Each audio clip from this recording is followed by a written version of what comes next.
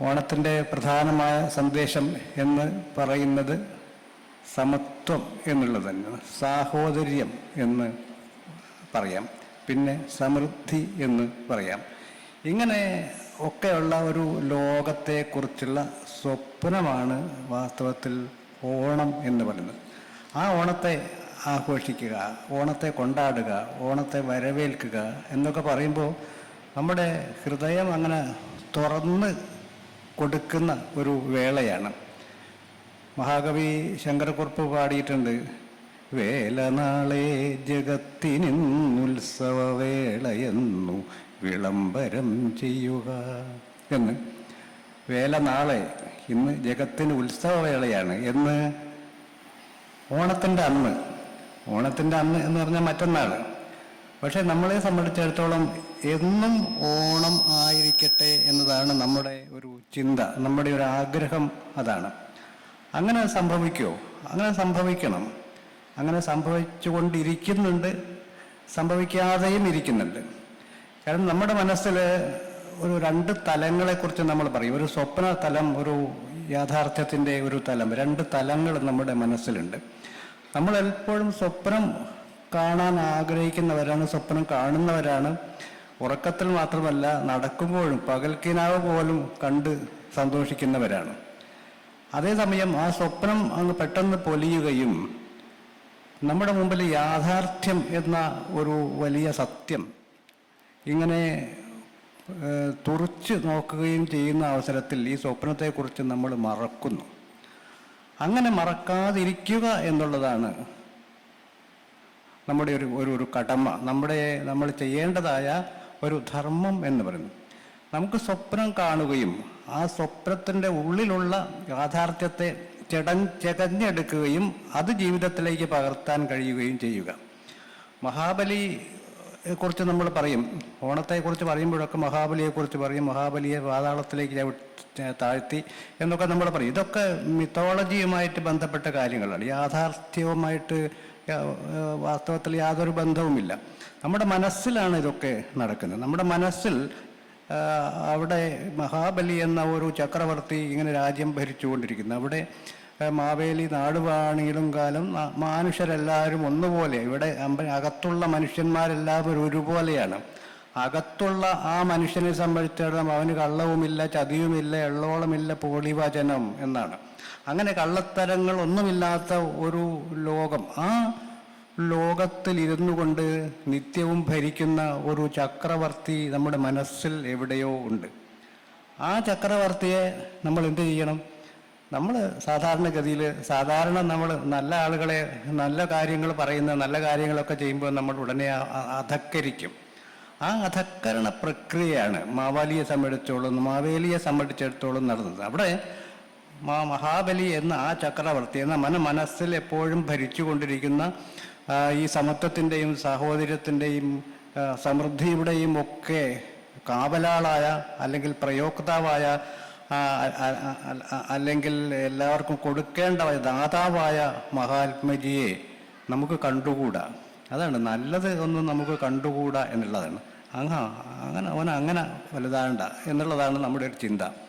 അങ്ങനെ വലുതാവണം എന്ന മറ്റേ ചിന്ത നമ്മുടെ മനസ്സിൽ അകത്ത് എവിടെയോ ഉണ്ട്. ആ മറ്റേ ചിന്തയാണ് ഇവിടെ നമ്മൾ പുറത്തു കൊണ്ടുവരുന്നത്. മഹാബലിയുടെ ഈ വരവിലൂടെ നമ്മൾ കൊണ്ടുവരുന്നത്. ഇപ്പോൾ മഹാബലിയുടെ ഒരു രൂപങ്ങൾ റോഡിൽ അവിടെയൊക്കെ നമ്മൾ എഴുന്നള്ളിച്ചു കൊണ്ട് നടക്കുന്നുണ്ട്. അത് യഥാർത്ഥമായ മഹാബലി, അതൊരു സിംബോളിക് റെപ്രസെൻറ്റേഷൻ മാത്രമാണ്. ഒരു പ്രതീകാത്മകമായ ഒരു പ്രരൂപം എന്ന് പറയാം. ഈ പ്രതീകാത്മകമായ പ്രരൂപം മനസ്സിൽ ഉണ്ടാക്കിയെടുക്കുക എന്നുള്ളത് ആണ് നമ്മുടെ ഏറ്റവും വലിയ ധർമ്മം. ഇവിടെ തൽക്കാലത്തേക്കെങ്കിലും നമ്മൾ ഈ ഓണത്തെക്കുറിച്ച് എന്ത് ചെയ്യും? ഓണം നമ്മൾ മനസ്സിലേക്ക് പറിച്ചു നടുമ്പോൾ നമ്മൾ ആ സ്വപ്ന ലോകത്തെ നമ്മുടെ മനസ്സിലേക്ക്, ആ സ്വപ്ന ലോകത്തെ യാഥാർത്ഥ്യത്തിൻ്റെതായ ഒരു തലത്തിലേക്ക് ഒരു ദിവസമെങ്കിലും പറിച്ചു നടാൻ സാധിക്കുക എന്നുള്ളതാണ്. അങ്ങനെ സാധിക്കുന്ന ഒരു കാലം വരണം. അതാണ് ഓണത്തെക്കുറിച്ചുള്ള പ്രതീക്ഷ എന്ന്. നമ്മൾ എന്നും ഭജിക്കലാണ്, എന്നും പ്രതീക്ഷിക്കലാണ് സൗഖ്യം എന്ന് ചങ്ങമ്പുഴ പറയുന്നുണ്ട്. എന്നും പ്രതീക്ഷിക്കലാണ്. കിട്ടും കിട്ടും എന്നുള്ള ഒരു പ്രതീക്ഷയാണ്. നാളെ മഹാബലി വരും വരും. ഈ അത്തം മുതൽ തുടങ്ങി 10 ദിവസം നമ്മൾ കാത്തിരിക്കുകയാണ്. 10ാം ദിവസം മൂപ്പര് വരും എന്നുള്ളതാണ്. ആ മൂപ്പര് ആരാണ്? ആ മൂപ്പര് നമ്മളെ മനസ്സിൻ്റെ സംതൃപ്തി തന്നെയാണ്. മഹാരാജാവ്. ആ മഹാരാജാവ് അവിടെ അങ്ങനെ വിളിക്കാൻ പറ്റില്ല. അദ്ദേഹത്തെ ഒരു സാധാരണക്കാരനെ വിളിക്കുന്ന മാതിരി മൂപ്പര് അല്ലെങ്കിൽ അയാൾ അദ്ദേഹം എന്നൊന്നും വിളിക്കാൻ പറ്റില്ല. ആ മഹാരാജാവ് വരികയാണ്. ആ മഹാരാജാവിനെ സന്തോഷിക്കണമെങ്കിൽ, അതായത് നമ്മുടെ മനസ്സിനെ, നമ്മുടെ അകത്തുള്ള ഈ അകത്തുള്ള മാവേലിയെ സന്തോഷിപ്പിക്കണമെങ്കിൽ നമ്മൾ എന്തൊക്കെ ചെയ്യണം? അതാണ് നമ്മൾ ഈ ഓണത്തോടനുബന്ധിച്ച് നമ്മൾ ആലോചിക്കേണ്ട ഒരു സംഗതി. അവിടെ നമ്മളൊക്കെ കുളിച്ചൊരുങ്ങി സുന്ദരന്മാരായിരിക്കണം എന്ന് പറഞ്ഞാൽ വെള്ളത്തിൽ സോപ്പിട്ട് തേച്ച് കുളിക്കണം എന്നല്ല. മനോഹരമായ വസ്ത്രം ധരിക്കണം എന്ന് പറഞ്ഞാൽ നമ്മൾ ഈ ഖാദിയും അതുപോലെയുള്ള കസവ് മുണ്ടും ഒക്കെ മാത്രം ധരിക്കണം എന്നല്ല. ഇതൊക്കെ നമ്മുടെ ഉടയാടകൾ മാത്രമാണ്, പുറത്തുള്ള ആടയാണ്, പുറത്ത് നമ്മൾ ധരിക്കുന്നത് മാത്രമാണ്. അവിടെ സെൻറ്റ് പൂശുന്നതൊക്കെ നമ്മുടെ അകത്തുള്ള ഏതോ ദുർഗന്ധത്തെ അകറ്റാൻ വേണ്ടിയാണ്. നമ്മൾ ആലോചിച്ച് നോക്കുക, പഴയ ആൾക്കാരൊക്കെ ആലോചിച്ച് നോക്കൂ, എന്തിനാണ് നമ്മൾ സെൻറ്റ് പൂശുന്നതല്ല അത്തർ ലെവൻഡർ ഒക്കെ പൂശുന്നത്? അത് ദുർഗന്ധത്തെ അകറ്റാൻ, സുഗന്ധത്തെ ആവാഹിക്കാൻ വേണ്ടി. ഇവിടെയും നമ്മുടെ ഉടൽ എന്ന് പറഞ്ഞത് അത്ര സുന്ദരമായ ഒരു ഉടലല്ല. അവിടെ നമ്മൾ ഉടയാടകൾ ധരിച്ച് നമ്മളെ സുന്ദരന്മാരായിട്ട്, സുന്ദരികളും സുന്ദരന്മാരുമാക്കി മാറ്റുകയും എന്നിട്ട് ഈ മാവേലിയെ ആരാധിക്കുകയും അല്ലെങ്കിൽ എഴുന്നള്ളിക്കുകയും ചെയ്യുന്നു. അതൊക്കെ സങ്കല്പമാണ്.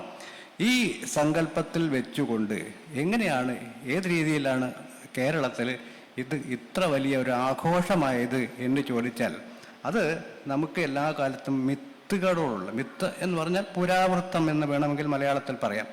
പുരാവൃത്തങ്ങളോടുള്ള നമുക്കൊരു താല്പര്യം അതിന്. ഓരോ കാലത്തും ഓരോ മതത്തിനും ഓരോ ജാതിക്കും ഓരോ വർഗത്തിനും ഒക്കെ ഓരോ പുരാവൃത്തങ്ങളുണ്ട്.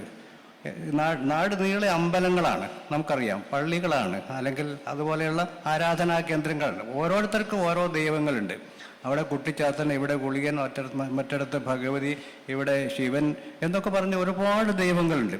ഇതൊക്കെ നമ്മൾ മിത്തോളജിയുമായിട്ട് കൂട്ടി ഘടിപ്പിച്ചുകൊണ്ട് വായിക്കണം. നമ്മുടെ പ്രാചീന കാലത്ത്, മനുഷ്യ സംസ്കാരം ഒക്കെ ഉടലെടുത്ത കാലത്ത് നമ്മൾ അവരവരുടേതായ ഒരു തട്ടകം ഉണ്ടാക്കിയെടുക്കാൻ, ഒരു ഗ്രാമം അല്ലെങ്കിൽ ഒരു കൂട്ടം, ഒരു വർഗം ഉണ്ടാക്കിയെടുക്കാൻ, ഒരു റേസ് എന്ന് പറയും, ആ ഒരു വർഗം ഉണ്ടാക്കിയെടുക്കാനുള്ള ആ പരിണാമ പ്രക്രിയയിൽ വന്ന് മാറും. അതുകൊണ്ടാണ് അവിടെ ഒരു ഗുളികൻ, ഇവിടെ ഒരു ഗുളികൻ, ഇവിടെ മറ്റൊരു കുട്ടിച്ചാത്തൻ, അവിടെ വേറൊരു ഭഗവതി എന്നൊക്കെ പറഞ്ഞ് നമ്മൾ ആരാധിക്കുന്നത്. എല്ലാം ഒന്നു തന്നെ. ഈ ഒന്നായ നിന്നയിക രണ്ടെന്ന് കണ്ടളവിലുണ്ടായ ഇണ്ടലിനെ കുറിച്ച് എഴുത്തച്ഛൻ പാടിയിട്ടുണ്ട്.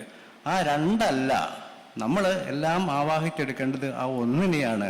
ആ ഒന്നിനെ ആവാഹിക്കുമ്പോൾ നമുക്ക് നമ്മുടെ മനസ്സിൽ സൗന്ദര്യം വേണം, മനസ്സിൽ സെൻറ്റ് പൂശണം, നമ്മുടെ ഉടലിനപ്പുറത്ത് നമ്മുടെ ഹൃദയത്തിൽ നമ്മൾ കസവ് അണിയണം, അല്ലെങ്കിൽ മറ്റ് വേഷങ്ങൾ ധരിക്കണം. നമ്മൾ അങ്ങനെ ഒരു സൗന്ദര്യ സങ്കല്പം കൂടി അതിലുണ്ടായി. അതുകൊണ്ടാണ് നമ്മൾ ഈ ചുരുങ്ങിയത് ഒരു 10 ദിവസമെങ്കിലും നമ്മൾ പൂക്കളം ഉണ്ടാക്കും. അവിടെ നമ്മൾ മനസ്സിൻ്റേതായ ഒരു പൂക്കളമാണ് അത് എന്ന് പറയാം. മനസ്സാണ് അവിടെ നമ്മൾ കളമായിട്ട് ചിത്രീകരിക്കുന്നത്, പൂക്കളല്ല.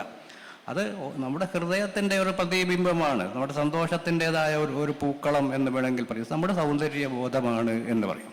ആ സൗന്ദര്യ ബോധം ഉണ്ടാക്കിയെടുക്കുക എന്നത് തീർച്ചയായും ഈ ഓണത്തോടനുബന്ധിച്ച് ഓണം ആഘോഷിക്കുന്ന അവസരത്തിൽ നമ്മൾ അവശ്യം ചെയ്തിരിക്കേണ്ട ഒരു ഘടകമാണ് എന്ന് നമ്മൾ ആലോചിക്കണം. അങ്ങനെ ഒക്കെ വേണം നമ്മൾ ഈ ഓണത്തെ സ്വാഗതം ചെയ്യാൻ. അപ്പോൾ ഒരു സന്ദേശം പറഞ്ഞതുകൊണ്ട് മാത്രം ആയില്ല.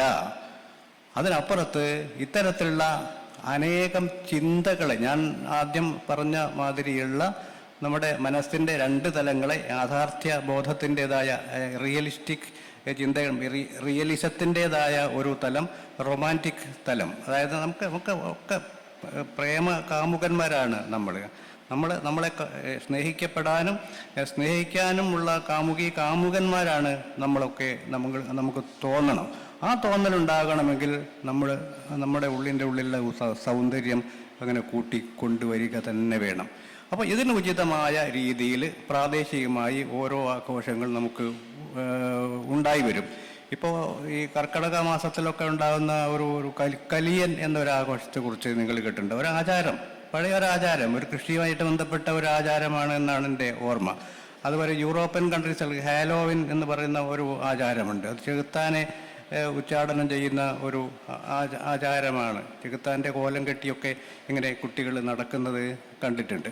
അപ്പോൾ അത്തരത്തിലുള്ള എല്ലാ പ്രദേശങ്ങളിലും ഇതുപോലെയുള്ള ആചാര വിശേഷങ്ങളൊക്കെ ഉണ്ട്.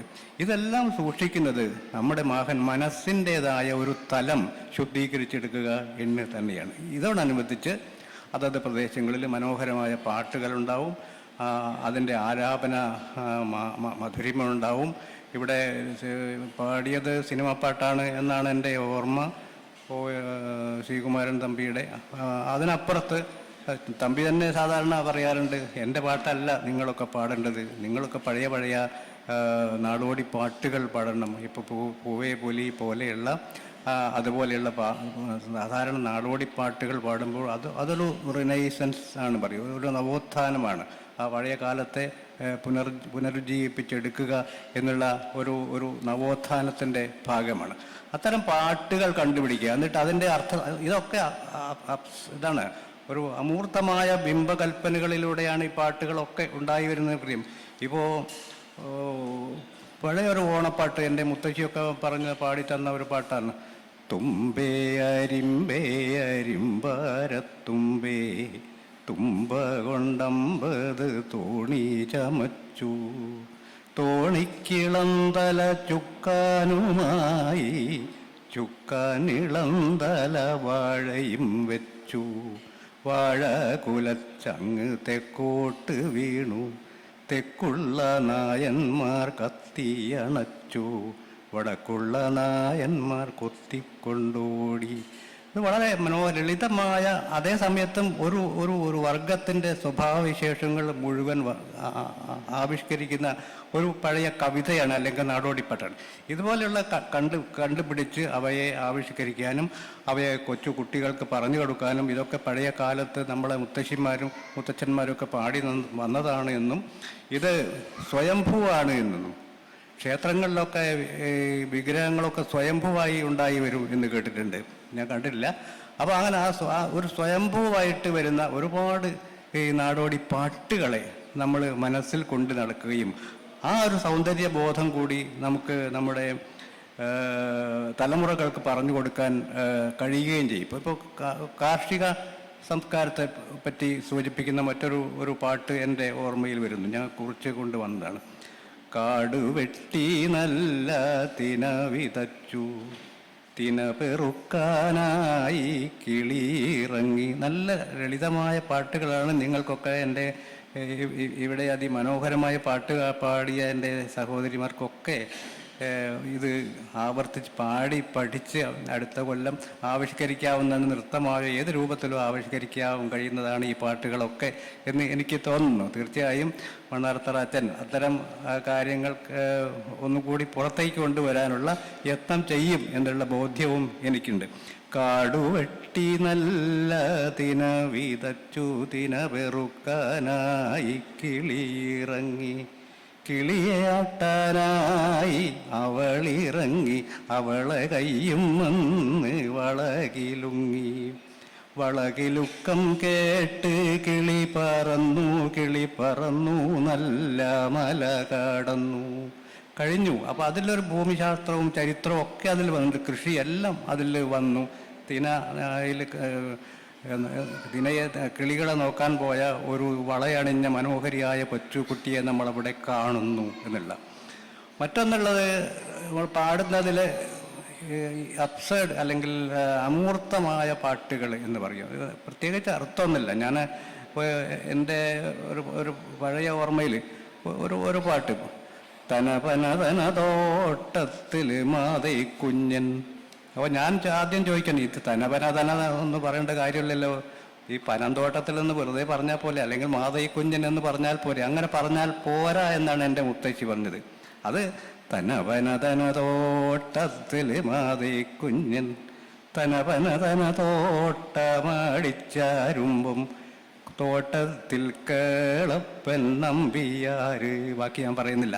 അപ്പം അങ്ങനെ അത് ആ നമ്പിയാരുടെ ഈ ചേഷ്ടകൾ മുഴുവൻ അതിമനോഹരമായി വർണ്ണിക്കുന്ന ഇത്തരത്തിലുള്ള പാട്ടുകൾ അത് അത് നമുക്ക് മനസ്സിന് കുളിരണിയിക്കും എന്നാണ്.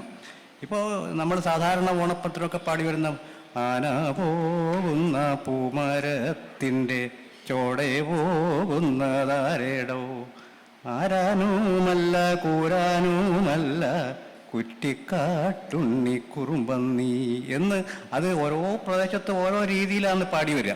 ഇങ്ങനെ ഇതൊക്കെ ഓരോ പ്രദേശത്തും അവരവരുടേതായ സംസ്കാരത്തിനും വിശ്വാസത്തിനും ആചാരത്തിനും ജീവിത രീതികൾക്കും ഒക്കെ അനുസരിച്ചുള്ള ഓണം ഉണ്ടായി വരുന്നു എന്ന് പറയുമ്പോൾ ഓണം ഒന്നല്ല, ഓണം 1000മല്ല, ലക്ഷമല്ല, അതിലും അപ്പുറത്താണ്. അങ്ങനെയുള്ള ആ ഓണത്തെയാണ് നമ്മൾ വരവേൽക്കേണ്ടത്.